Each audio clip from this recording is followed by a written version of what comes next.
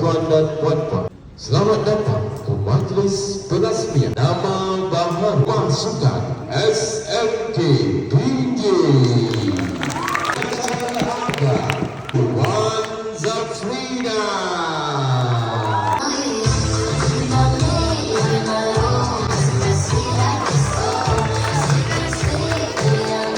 Perasmian nama baharu Rumah Sukan bukan sekadar medan persaingan, platform untuk membentuk disiplin, semangat berpasukan, kepimpinan dan jati diri dan identiti warga sekolah. Unit Sukan SMK Pinji melangkah sejarah. Pertama, mewujudkan identiti baharu yang lebih kukuh. Kedua, meningkatkan semangat kesukanan. Dan saya mempersilakan Encik Saiful Aslan.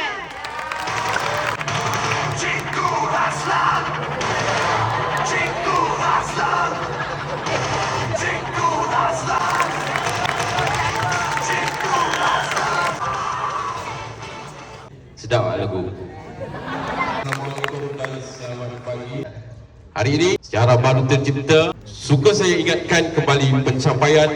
Kini pusat latihan daerah untuk sukan olahraga berada di SMK Pinji. Olahragawati MSSD Kinta Utara.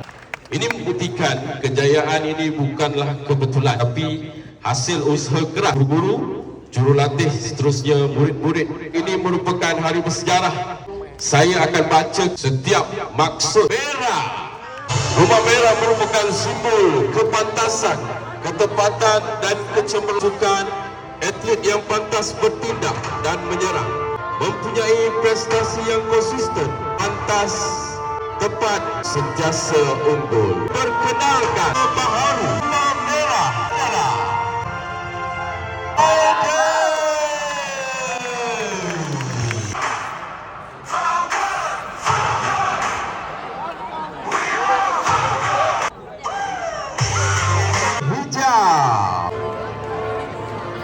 merupakan simbol kekuatan fizikal, tidak mengalah walaupun dalam keadaan sukar, mempunyai semangat juang yang tinggi, daya tahan yang hebat, berjuang tanpa menyerah, penuh semangat pahlawan.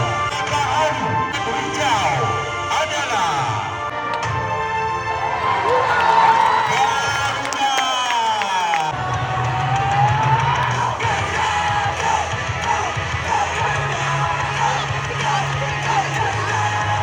Rumah Kuning, kebebasan dan ketangkasan yang mempunyai fokus